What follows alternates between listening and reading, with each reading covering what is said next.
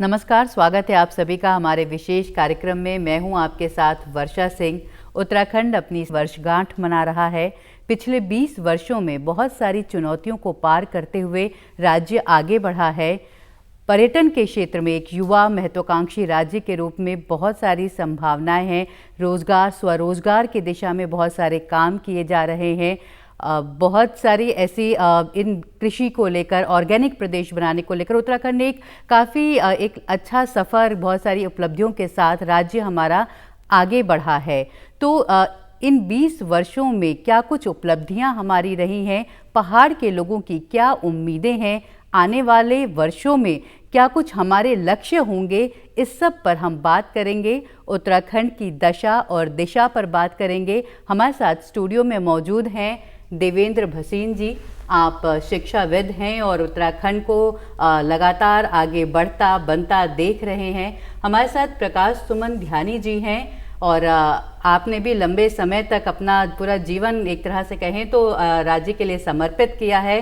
दिगंबर सिंह नेगी जी हमारे साथ हैं, किसान हैं और कृषि क्षेत्र में राज्य को लगातार आगे बढ़ाने के लिए कई नए प्रयोग भी कर रहे हैं। तो आप तीनों का बहुत बहुत स्वागत है हमारे स्टूडियो में और आप सभी को बहुत बहुत बधाई भी आज के इस दिन की। एक महत्वपूर्ण दिन है आज हम उत्सव का कह सकते हैं क्या मना रहे हैं और भविष्य के लिए तैयारी भी कर रहे हैं। तो देवेंद्र जी, सबसे पहले आपके पास की जो ये 20 वर्ष हैं, बहुत सारे एक लंबे संघर्ष के बाद और बहुत सारी उम्मीदों के साथ ये राज्य जन्म लिया इस राज्य ने, और अब हम आगे 20 वर्षों का हमने एक लंबा मुकाम तय किया है, कि यात्रा तय की है। इन 20 वर्षों को आप किस तरह से देखते हैं? उत्तराखंड राज्य निर्माण के 21वें स्थापना दिवस पर सबसे पहले मैं शहीदों और आंदोलनकारियों को नमन करूंगा और प्रदेश की जनता को हार्दिक बधाई दूंगा, और साथ ही राज्य को बनाने के लिए हमारे तत्कालीन प्रधानमंत्री श्री अटल बिहारी वाजपेयी जी को भी मैं याद करना चाहूँगा।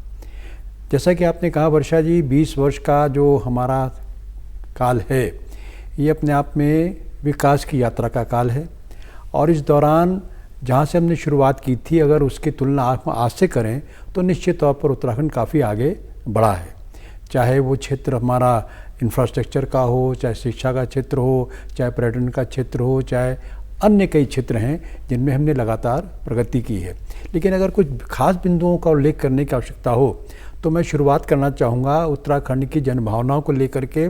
जो ग्रीष्मकालीन राजधानी की घोषणा की गई गैरसैंण में, वो इन 20 वर्षों की एक बहुत महत्वपूर्ण उपलब्धि है। और उसके अलावा 4 धाम के विकास को लेकर के जो सरकार के द्वारा देवस्थानम बोर्ड जो बनाया गया है, वो भी अपने आप में एक बड़ा महत्वपूर्ण कदम है, जिसके दूरगामी परिणाम हमारे सामने आने वाले हैं।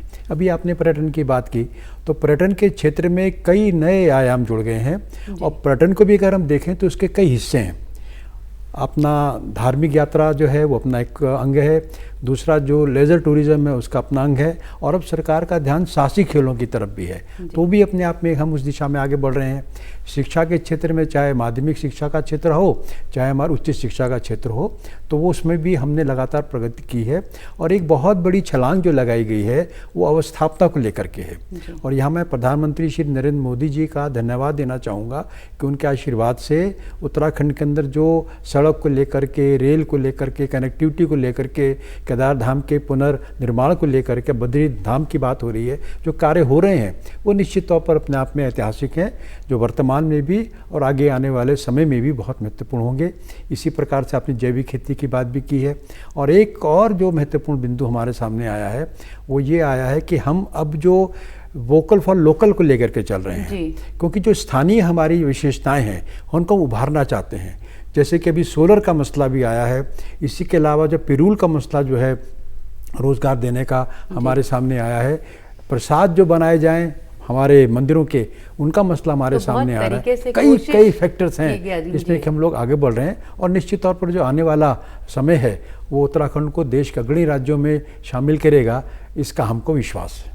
जी, तो ये ध्यानी जी, हम 20वीं वर्षगांठ मना रहे हैं उत्तराखंड की, और ये 21वां स्थापना दिवस समारोह हो रहा है आज जगह जगह। तो जो दशा और दिशा की हम बात कर रहे हैं कि जब राज्य बना तब से लेकर आज तक का जो ये सफ़र है, और जिस तरह से देवेंद्र जी ने कहा कि बुनियादी जो ढांचा है, जो अवस्थापना सुविधाएं हैं, उसको हमने किस तरह से डेवलप किया है, चाहे वो चार धाम से जुड़ी सड़कें हों, चाहे वो ऋषिकेश कर्णप्रयाग रेल लाइन हो, उड़ान सेवाएं जो हैं, अब एयर कनेक्टिविटी भी हो रही है, तो इनको उत्तराखंड के विकास में आप किस तरह से देखते हैं? देखिए, पहली बात तो यह है कि दूरदर्शन देहरादून ने आज स्थापना दिवस के मौके पे जो ये परिचर्चा रखी है बहुत समसामयिक है, और जो भी जागरूक समाज रहता है वो अपना सिंहावलोकन करता है जी। तो इसके लिए मैं दूरदर्शन देहरादून को बधाई देना चाहता हूं कि 20 साल का सिंहावलोकन करने के लिए उन्होंने ये परिचर्चा करी। जी, शुक्रिया। हम लोग तो आंदोलन से जुड़े हुए लोग हैं, और उस समय जो एक दिमाग में रहता था कि कैसा होगा राज्य हमारा, इस पे हम चर्चा करेंगे, यही नारा होता था। और जब राज्य बना तो ये तय हुआ कि भाई ये छोटा राज्य है, मैनेजेबल राज्य है, और एक मॉडल स्टेट बनेगा जी। जो हमारा ध्येय था उत्तराखंड को एक मॉडल स्टेट। तो मॉडल स्टेट बना या नहीं बना, हम 20 साल में आगे बढ़े या नहीं बढ़े, और यदि आगे बढ़े तो आगे बढ़ने की दिशा हमारी ठीक है और हमारी चाल क्या है। तो बात यह है कि जिस दिन उत्तराखंड बना था उस दिन इंफ्रास्ट्रक्चर की आपने बात करी थी, इंफ्रास्ट्रक्चर आएगा कहाँ से? पैसे से जी। तो बात यह है कि तब हमारे पास कितना पैसा था और आज हमारे पास कितना पैसा है। तब हमारे पास रेवेन्यू कितना आता था, आज क्या रेवेन्यू आता था। और इन विषयों पे हम लोगों ने बहुत लेख लिखे, बहुत परिचर्चाएं करी जी। तो जब हमारा राज्य बना तब हमारे को जो सबसे ज्यादा रेवेन्यू आता था वो फॉरेस्ट से आता। और ये कहा कि फॉरेस्ट की एक लिमिट है, तो फॉरेस्ट का रेवेन्यू आप कितना बढ़ाएंगे। और आपको ताजुब होगा कि जो गवर्नमेंट ऑफ इंडिया के और जो इंडिपेंडेंट एजेंसी के सर्वे हैं कि जितना तब हमें राजस्व आ रहा था उससे 10 गुना जी चोरी हो रहा था वन संपदा। तो एक तो कहा कि भाई इस चोरी को टेप करना है और उसके लिए इंफ्रास्ट्रक्चर फॉरेस्ट का बढ़ाना है। थोड़ा बहुत चोरी टेप हुई और इसलिए रेवेन्यू आया। और दूसरा कहा कि हमारे फ्यूचर का क्या है कि उत्तराखंड के पास बहुत बड़े प्राकृतिक संसाधन हो, हमारे बहुत माइंस हो, यहाँ कोल माइंस हो, मैग्नीशियम के माइंस हो, वो भी नहीं है। और जो एक माइंस थी ये जो डोलोमाइट और लाइमस्टोन की माइंस थी, बन अधिनियम 1980 की वजह से उस पर हमारे पास कुदरत का खजाना है, कुछ जो नहीं, प्राकृतिक कुछ सौंदर्य है पर्यटन के लिए। नहीं, हाँ मैं उसी पे आ रहा हूँ। तो हमारे ये हुआ कि हमें जल विद्युत जो है वो हमारे पास खजाना है, लेकिन जल विद्युत तो हमारी वन अधिनियम की वजह से और एनजीटी की वजह से उस पर रोक लग गई। लेकिन इतना है, जब तक रोक नहीं लगी थी तो जिस दिन हमारा उत्तराखंड बना था 998.5 मेगावाट बिजली यहाँ पैदा होती थी। और जब रोक लगी एनजीटी से, लोहारी नागपाला, भैरों घाटी जैसी योजनाएं जब बंद हुई, तब हम आज हम 3200 मेगावाट यानी करीब 1000 तिगुने से ज्यादा मेगावाट बिजली पैदा कर रहे हैं। लेकिन जो 25,000 मेगावाट की बिजली योजनाएं पाइपलाइन में थी वो तो बंद हो गई। तो उसके बाद हमारा एक फुल स्टॉप लगा। लेकिन आज हम आत्मनिर्भर हैं किसके क्षेत्र में? ऊर्जा के क्षेत्र में, बल्कि दूसरे प्रदेशों को भी ऊर्जा दे रहे हैं। कभी कभी हम सरप्लस भी दे, यदि पीक उसमें तो सरप्लस भी होती है। और आपको ये ताजुब होगा कि जिस दिन उत्तराखंड बना उस दिन 60% परिवारों के पास बिजली के कनेक्शन थे। आज उत्तराखंड में 90% परिवारों के पास बिजली के कनेक्शन। इसका मतलब इंफ्रास्ट्रक्चर जो इलेक्ट्रिसिटी को लेकर के थे वो बढ़ा, लेकिन एनजीटी वगैरह की वजह से या रोग लगने की वजह से जितना हमने बढ़ना था वो नहीं बढ़ पाया। क्षेत्र में भी आगे आ रहे हैं, तो वो स्टार्टिंग है, उसको अभी आप उपलब्धि नहीं कह सकते, इट इज शुरुआत है, जस्ट स्टार्ट। दूसरी बात इंफ्रास्ट्रक्चर में यहाँ है, देखिए यहाँ रेल नहीं है। अंग्रेजों के टाइम में जहां तक रेल जा रही थी वहीं आज भी जा रही है। कोटद्वार, काठगोदाम ऋषिकेश या खटीमान, जो थी नया नहीं पड़ा। लेकिन अब जो 4 धाम परियोजना माननीय प्रधानमंत्री जी ने करी जी। उसमें जो कर्णप्रयाग तक रेल लिंक है और फ्यूचर में जो आगे कुमाऊं में रेल लिंक होगा जी। पर ये तो करीब करीब बन रहा है। तो ये एक बड़ी उपलब्धि इंफ्रास्ट्रक्चर में हमें। तो यहाँ इंफ्रास्ट्रक्चर माने सड़क जीवन रेखा है उत्तराखंड में। सड़क है तो बिजली के खंभे जाएंगे, सड़क है तो पानी के पाइप जाएंगे, सड़क है तो आदमी जाएगा, सड़क है तो राशन जाएगा। तो आपको उसमें बताऊं कि जब हमारा राज्य बना था उस समय हमारे पास 20,000 किलोमीटर सड़कें थी जी।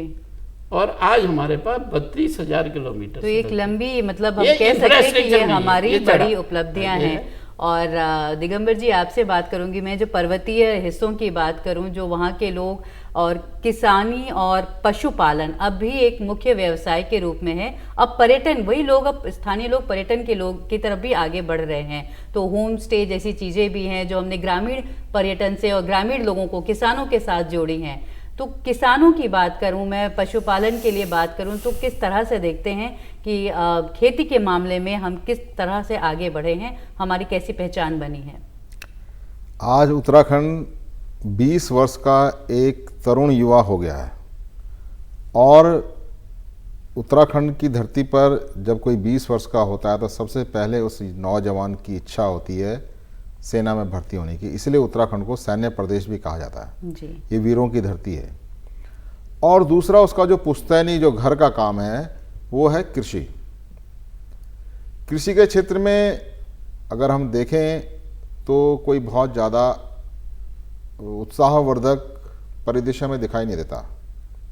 1 लाख हेक्टेयर कृषि भूमि इस पूरे 20 वर्षों में बंजर हो गई है।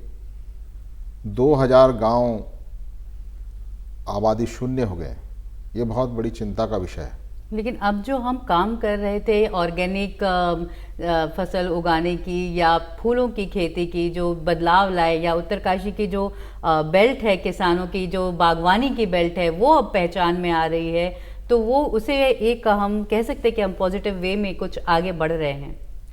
मैं आप ही की बात पे आ रहा हूँ, परंतु आज जब ये 20 साल का जो नौजवान है, कल तक तो थोड़ा कमज़ोर था शरीर से, आज वो शरीर से बिल्कुल पुष्ट है, मजबूत है, उसकी भुजाओं में ताकत है, उसके कंधों में बोझ उठाने की शक्ति है। तो वो युवा मैं देख रहा हूँ अभी इस कोरोना कालखंड में जो प्रवासी नौजवान गांव में आए हैं, उनके पास खेती में रिस्क लेने की क्षमता है। पहले लोगों के पास रिस्क लेने की क्षमता नहीं थी। अगर बीज बो दिया और वो वापस उससे अगर वर्षा न होने के कारण से या जंगली जानवरों के अटैक के कारण से या बीमारी के कारण से या मार्केट लिंकिंग के अभाव में अगर उनको नुकसान हो गया तो झेल नहीं पाते थे जी। परंतु आज मैं देख रहा हूं कि जो युवा विदेशों में होटलियर थे या बाकी जगह नौकरी कर रहे थे, आज वो घर लौटे हैं तो उनकी रिस्क बियरिंग कैपेसिटी बढ़ी है। और उन्होंने सबसे पहले अगर किसी चीज़ में इन्वेस्ट किया है पहाड़ों में तो वो किया है अपने पारंपरिक व्यवसाय खेती, बागवानी और पशुपालन के ऊपर जी।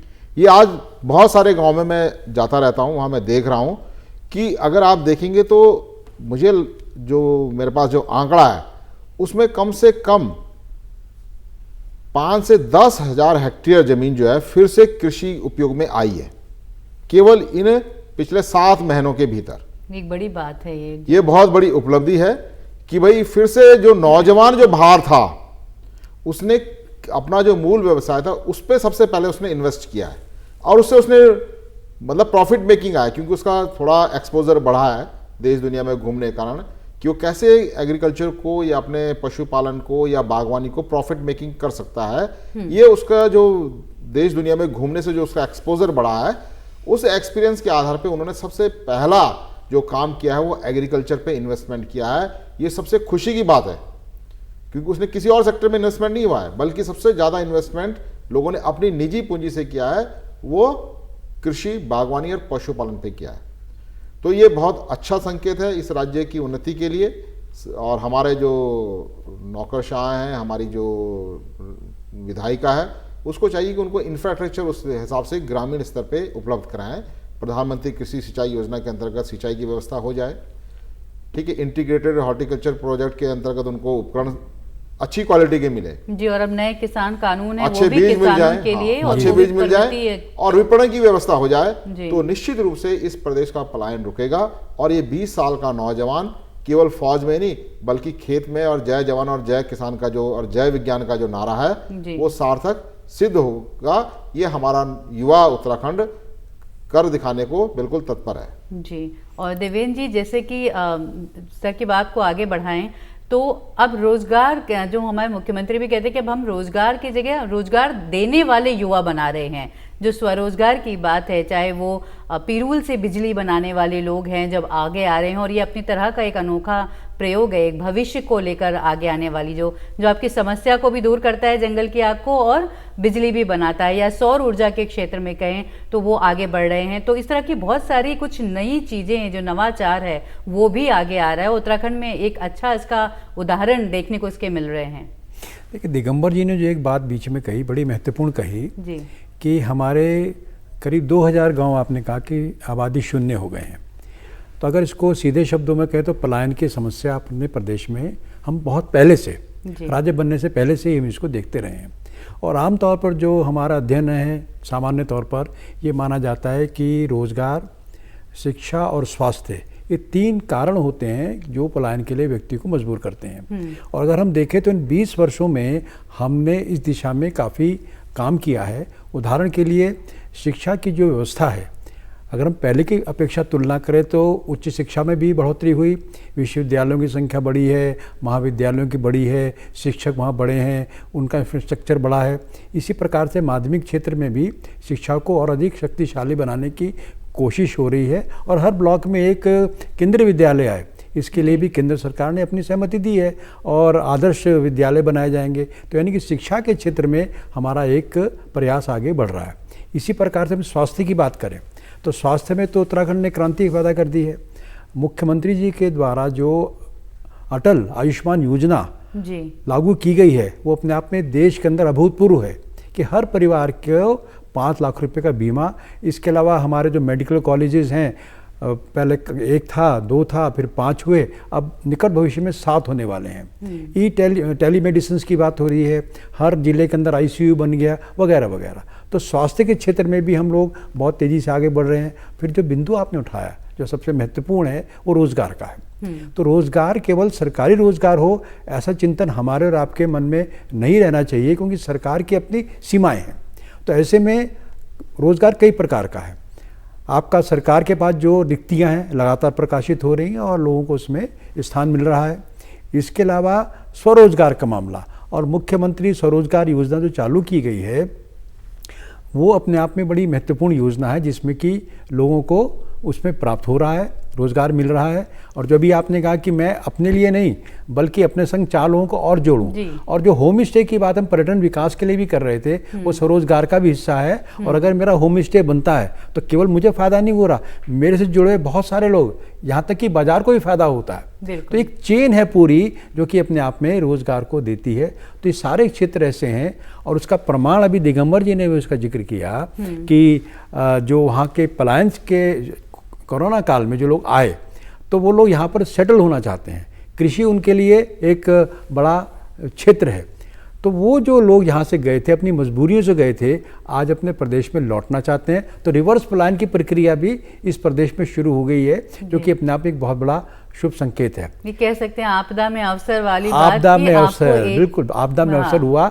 और अभी हमारे ध्यानी जी ने जो जिक्र किया था हाइड्रो इलेक्ट्रिक का, तो हाइड्रो इलेक्ट्रिक में जो दिक्कतें आई उसकी वजह से वो तो हमारे सामने है ही है। इसी में एक चीज़ और जोड़ना चाहूँगा, अब जमरानी बांध का मामला क्लियर हो गया, वो भी हमारी क्षमताओं को और बढ़ाने वाला है। तो इस प्रकार से ऊर्जा के क्षेत्र में भी फिर हम सोलर ऊर्जा की ओर बढ़ रहे हैं। और सोलर ऊर्जा में केवल ऊर्जा नहीं मिलेगी, बल्कि 10,000 युवाओं को रोजगार मिलने वाला है। पिरूल से भी हमको ऊर्जा मिलने वाली है। तो ऊर्जा के क्षेत्र का जिक्र अभी ध्यानी जी कर रहे थे, उसमें कई नए आयाम और जुड़ गए हैं। तो निश्चित तौर पर ये जो एक नई चीज़ हमारे सामने आ रही है, वो एक स्वर्णिम उत्तराखंड को जो है वो जन्म देगी, हम मान के चलते हैं। और जो उद्देश्य लेकर के चले थे उत्तराखंड राज्य का, वो पूरा होगा। और एक बात और मैं जरूर कहना चाहूँगा, हमारे जो वरिष्ठ साथी हैं इनको ध्यान में होगा कि उत्तराखंड राज्य की जो 94 में शुरुआत हुई, वो आरक्षण के बिंदु पर हुई थी कि आरक्षण जो है वो उस समय उत्तर प्रदेश का एक ऐसा आदेश आया जिससे उत्तराखंड की माताएं और युवक उद्वेलित हो गए और फिर वो आंदोलन घूम गया राज्य की ओर और अंततः राज्य बना। अब बीच में एक जियो आया जिसमें 70% का आरक्षण स्थानीय लोगों को देने की बात बनी, लेकिन कतिपय कारणों से क्योंकि जियो के अपना दबाव नहीं होता लागू नहीं हो पाया। लेकिन अभी जो सरकार ने निर्णय लिया है कि अब 70% रोजगार स्थानीय लोगों को मिले, इसका वो एक्ट ला रहे हैं। और एक्ट आने के बाद जो अपना एक बहुत बड़ा काम हो जाएगा। स्थानीय लोगों को रोजगार और स्वरोजगार पर हमें ज्यादा जोर देना चाहिए। और ध्यानी जी, पर्यटन को लेकर बहुत सारी उम्मीदें हैं, क्योंकि पर्यटन हमारे पास, हम कह सकते हैं, हमारी सबसे मजबूत हमारा क्षेत्र है, हमारा एरिया है। और जैसे शुरू में भी देवेंद्र जी ने कहा था कि तीर्थाटन तो है ही है, साहसिक पर्यटन को लेकर भी इस समय जो झीलें हैं हमारी या जो डैम है हमारे, वो भी हमारे आय का स्रोत बन सकते हैं। तो वो जो पर्वतीय क्षेत्र है, वहाँ के जो युवा हैं, जो वहाँ पर उनके पास पर्यटन से जोड़कर रोजगार के अवसर और दुनिया भर का विदेशों का टूरिस्ट भी उत्तराखंड आता है। अभी औली में स्कीइंग होगी तो विदेशों से ज़्यादा लोग आएंगे, तो ये पर्यटन हमारी ताकत बन सकता है। देखिए, पर्यटन और उत्तराखंड जी दोनों एक दूसरे के पर्यायवाची होने चाहिए, नहीं है तो होने चाहिए। और पर्यटन को उत्तराखंड में तीर्थाटन और पर्यटन मिला के ही पर्यटन है। और यदि हम तीर्थाटन और पर्यटन को आपस में मिलाते हैं तो ये एक अनोखा राज्य है जिसकी आबादी 1,20,00,000 और यहाँ तीर्थाटन और पर्यटन हर साल 2.5 लाख जी दुगने। ये अकेला प्रदेश है जहाँ की पर्यटक आबादी से दुगने आते हैं। लेकिन क्या है, उसमें बड़ा पोर्शन जो है वो तीर्थाटन का है।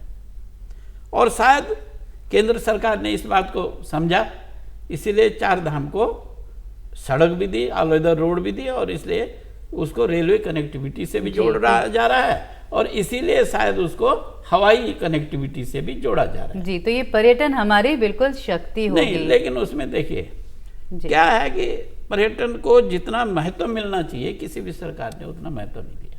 आपको ताजुब होगा, आज भी 250 करोड़ का पर्यटन मंत्रालय है, सबसे छोटा मंत्रालय है आपको। और यही परेशानी उसमें और है कि जो फॉरेन पर्यटक है वो बहुत कम।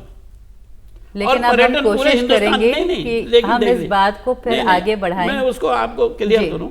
हाँ जी। लेकिन ये दिक्कत ये है कि हिंदुस्तान में नहीं है पर्यटन।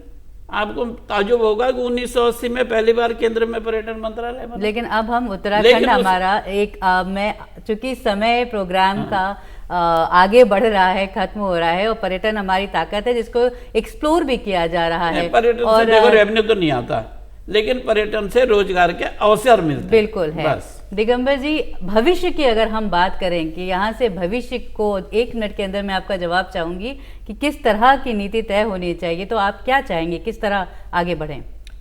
उत्तराखंड के विकास के लिए इसके 4 भौगोलिक पैमाने होने चाहिए डेवलपमेंट के। एक उसका तराई, दूसरा लोअर हिमालय, मिडिल हिमालय और अपर हिमालय। उनकी अपनी अपनी स्ट्रेंथ भी है। अपर हिमालय में जो जड़ी बूटियाँ पैदा होती है उनकी कीमत 5,000 से लेकर के 20,000 रुपये किलो तक की जड़ी बूटियाँ उत्तराखंड की इस धरती में पैदा होती है जी, जो कि शेष मैदानी हिस्सों में नहीं होती है। उसका जो मिडिल हिस्सा है उसमें हम बेमौसमी सब्जियां, जो मिडिल हिमालय है, भले हमारी वहाँ पे लैंड होल्डिंग कम है, छोटी कास्ट है, जमीन का भूभाग क्षेत्र कम है, परंतु जिस समय उत्तर प्रदेश और शेष भारत में सब्जियां नहीं होती हैं उस दौरान टमाटर, शिमला मिर्च, मटर, ये सब जिस समय बाजार में 80 और 100 रुपये किलो का भाव होता है, उस पीरियड में वो सब्जियां बिना पॉली हाउस के उत्तराखंड के ओपन फील्ड में होती है। जी, तो ये हमारी ताकत, ये हमारी स्ट्रेंथ है। हाँ। और ये स्ट्रेंथ को अगर हम थोड़ा सा डेवलप करेंगे तो निश्चित रूप से उत्तराखंड का कोई भी हिस्सा विकास से अछूता नहीं रह सकता है। बिल्कुल, बहुत बहुत शुक्रिया आप सभी का कि आप यहाँ आए और इस महत्वपूर्ण मुद्दे पर अपनी राय रखी, हमारे साथ इस पर चर्चा में हिस्सा लिया। और संभावनाएं बहुत सारी हैं उत्तराखंड के सामने।